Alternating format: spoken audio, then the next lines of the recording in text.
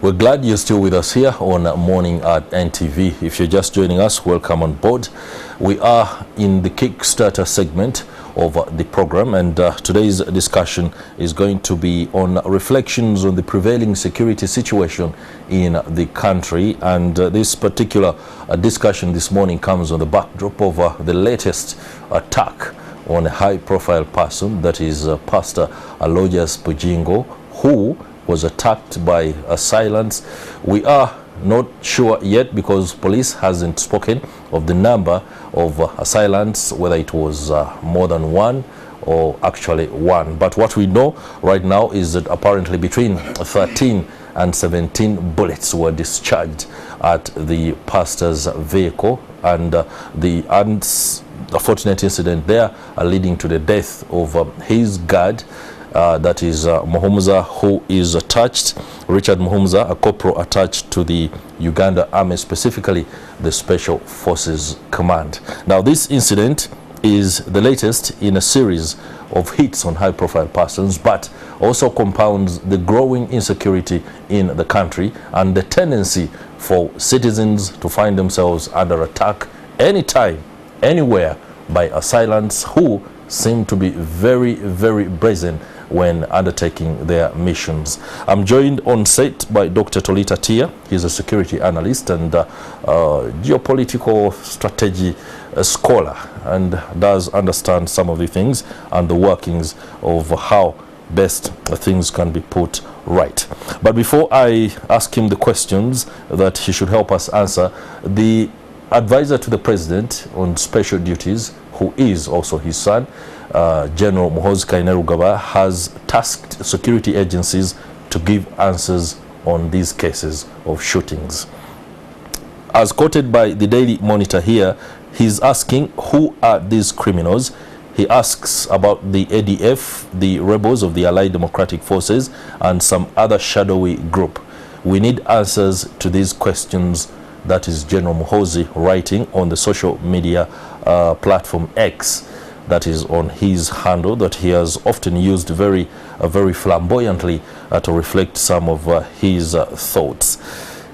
When lamentation comes from a person as prominent, as powerful, and an insider like General Muhoozi Kainerugaba, asking about who these criminals are, especially the Allied Democratic Forces and some of the shadowy groups, I wonder what questions Chris Higenyi should ask. And that's a question I'll put to Dr. Tolita Tia.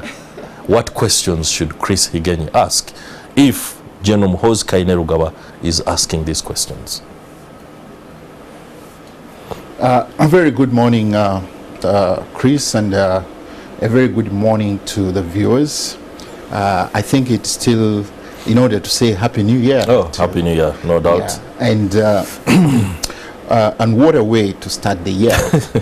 Interesting. Just before I delve into the questions that the General and Presidential Advisor on Special Duties is asking, I must really say that that's pretty much the question that is preoccupying the mind of some of us in the research segments of security. It's the same question the top security officers should be asking themselves.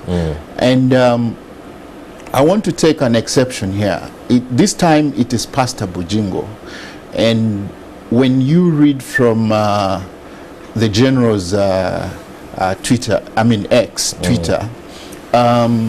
he actually identifies the pastor as one of their strongest supporters. That is the MK movement. Yeah, and probably the government. And just before we lose it, I really want to say that one thing that comes to mind, and this is the unfortunate thing about terror. We already know that the background to this is that we've had several of these kind of incidences. Yeah. The good thing or the bad thing about it, it's a two-edged thing, is that we've just had the presidential address to the nation. And the president came out very strongly and advised, cautioned, and has persuaded Ugandans not to go into any panic mode, because from his estimation and judgment and vantage point, because we know that he is the final consumer of all intelligence, raised, then he's in a good position to know what exactly is going on. It's usually a comforting point of view to hear such assurances, from the head of state or from government in times of this kind of thing. So that should have been a good message to usher us into the year and take us forward. The flip bit to it is that it's not even 10 days. They didn't allow the message to sink. The message has not even sunk, and they have struck back. Interesting. So I want to start this way. I think for me, the bigger question, just like the general has put it, who are these people? For me, it's not so much the incident or who. Of course, any incident, life has been lost. Life of a Ugandan has been lost. A gallant soldier has gone down. And let's not forget that this comes with emotions. This comes with distress, because both for the late and now the injured Bujingo, the closest people to him, the relatives, the children, their lives have been altered, and life will not be the same. Yeah, it won't be the same. And you see, that is the unfortunate story that hides behind statistics. Because you see, every time we're simply counting one down, the other down, the other down, we tend to forget as a people that actually these incidences come with real life situations, and they could alter people's lives. Yeah, and all salutations to the gallant soldier, and we really hope that everything is done, to support his children and those that have remained. And what I know on that front, may his soul rest in eternal peace. What I know on that front is that there are modalities within the Uganda People's Defence Forces welfare front or desk that should be able to cater for departed soldiers, especially when on duty. No, yes, even if not on duty, but as soldiers. Very well so. But you see, the broader thing about society is that the next person is affected. Yeah. For instance, production. The wife, imagine she was working or doing something, she's now bereaved. In the next couple of months, she's not productive. The relatives, it's a real disruption. So these incidences bring disruptions. And that is why these questions become serious. So for me, the bigger thing is, who are these people? I know of an incident, terror is all over. In the US, for instance, and this brings to mind what was going on in the US for a while, because the terrorist per se in the US was defined within a certain framework. He was, the Arab, Persian, whatever frame it was. The media framed it that way, and every time something happened, the rapid reaction forces started looking out for those kind of people who looked like the terrorist as defined by the images. I'm beginning to ask myself, are we getting into this kind of trap?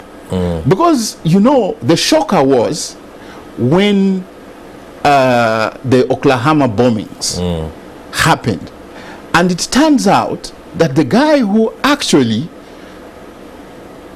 was netted as the bomber was McVeigh. Timothy McVeigh. Yeah. McVeigh was actually a celebrated veteran. That is right. He carried a medal. That sort of jostled the narrative and about the framework. Who a terrorist is. So the question of, that mind frame of that Arab, Persian, you know, was literally turned on its head. So when the general begins to ask, who are these people? I think that is a question we need to take seriously. And he's very categorical. For those that might have missed it, on X, he asks, who are these criminals? Is it ADF, rebels of the Allied Democratic Forces, or some other shadowy group? We need answers to these questions. When you ask whether it's a particular known group or a shadowy, it means the situation behind the scenes is more dire than we see. There are a multiplicity of actors who are believed to be behind such attacks.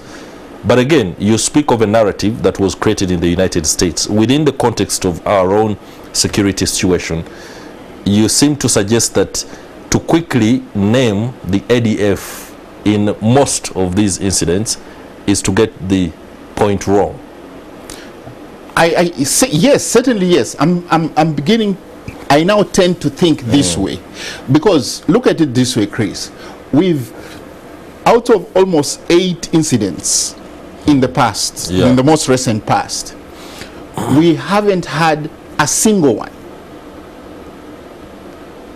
fully resolved. No report, you know, nothing conclusive.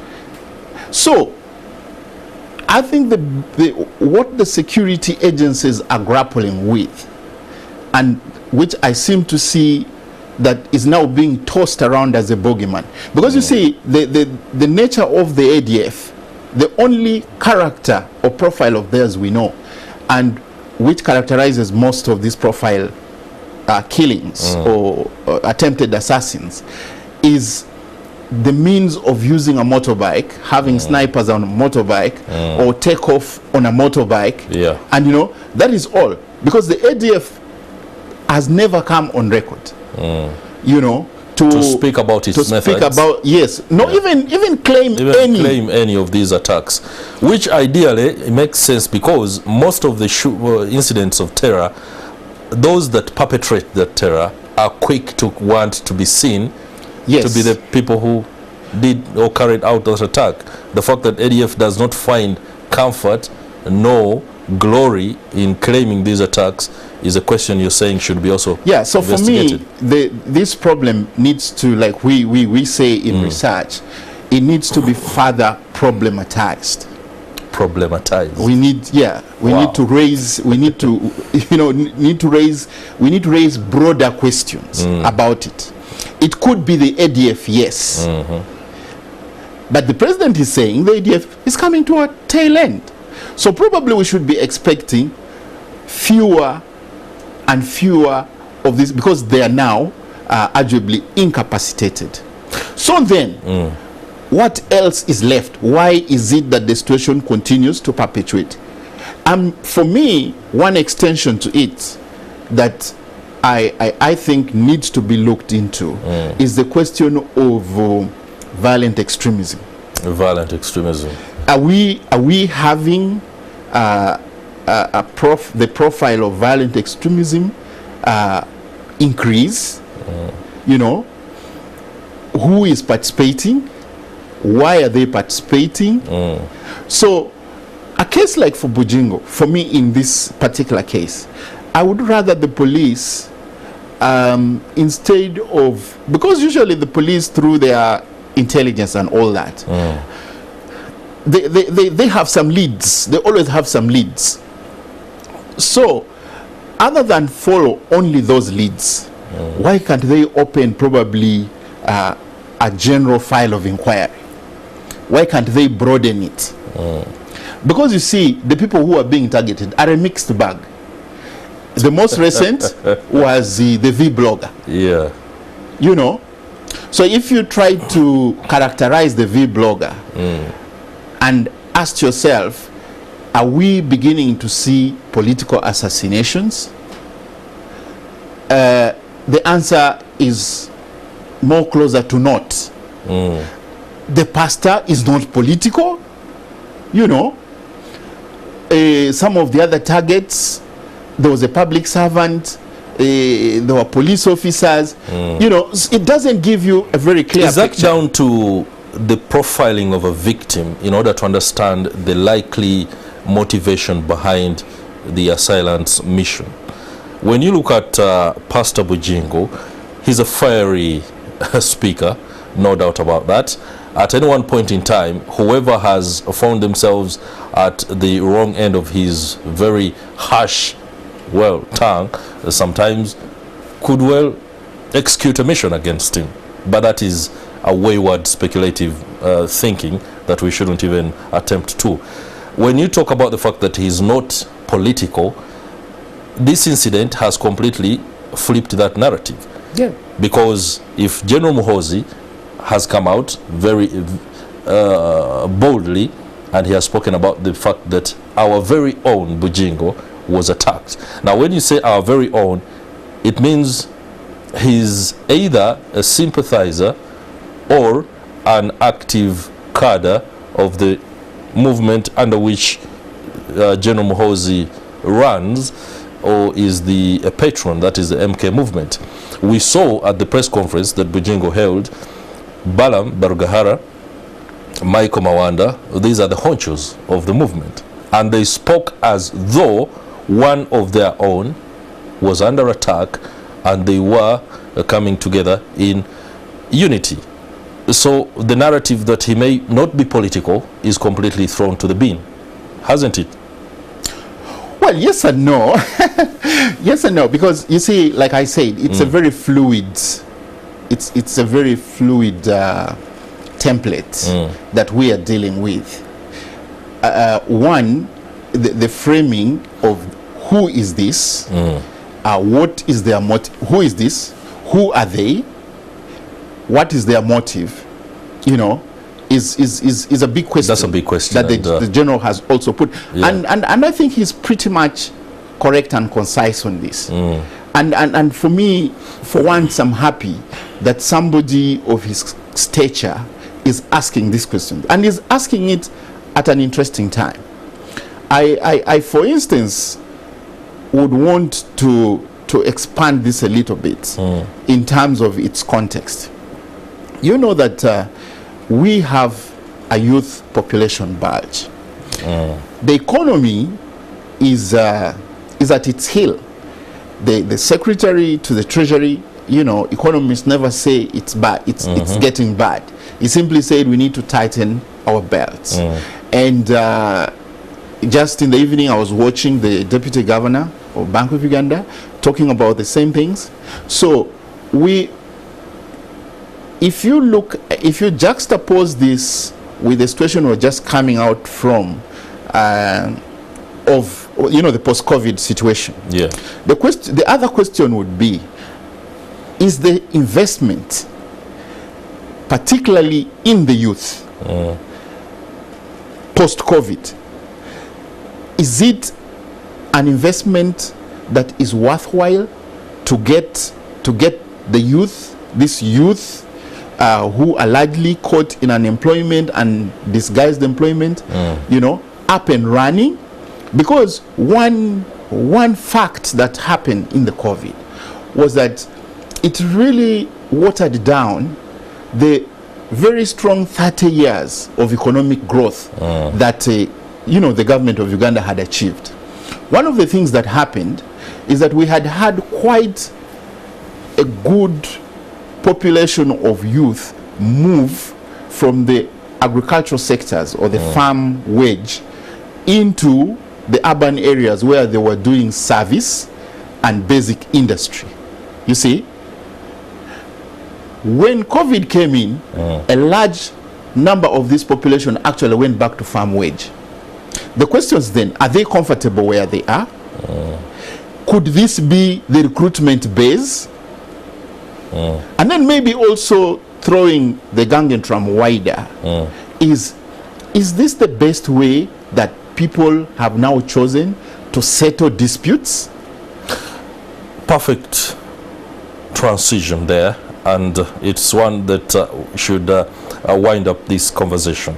The fact that there is a proliferation of guns and arms within the population makes it easy for people to settle their own disputes within themselves or among themselves. And this could well be just one of them, but of course it's one of the leads that the police can take on. Has there been any sustainable efforts to reverse what is no doubt a very worrying prevalence of guns within the population? Of course, yes. There have been very major steps. The president, for instance, one of the things the president did, I think, in the last 5 years, particularly if you remember the spate of the killing of the women and all that, and then the attacks in Greater Masaka. I think one of the things that government has really tried to do is invest in technical intelligence capabilities, you know, to boost up people intelligence. The other thing that I think government is still grappling with, and maybe is a question for study, and also given the demographic profile, is the question of community policy. The president actually in his speech calls for community vigilance. My question is, with the economic distress and the largely, you know, capital growing economy, people are probably preoccupied in so many other sectors other than pay attention to some of these details, including the way we settle, the way we live. You know, we never know our neighbors, we never know nothing. So if you ask me what the future holds, it's a mixed bag. It's a mixed bag. And for me, with what has just happened in Kinshasa, with the Eastern Congo next door, the proliferation of small arms actually becomes a much more complex situation. Dr. Tolitatia, the complex situation that the country finds itself in is effort, of course, at resolving that will continue in the days ahead and the year as we begin. We do hope that the investigations can be done as quickly as possible, and perhaps a comprehensive report be offered this time around in this particular killing that might also be able to offer a little bit of light to some of the issues that have been raised, especially in light with the security situation in the country. Thank you very much. That will do it for this particular discussion, but do stay with us. We shall be discussing humanitarian actions in this particular part of the world and how sustainable they are in ensuring that people who are compassionate are able to give a helping hand to those that are underprivileged. I'll be back.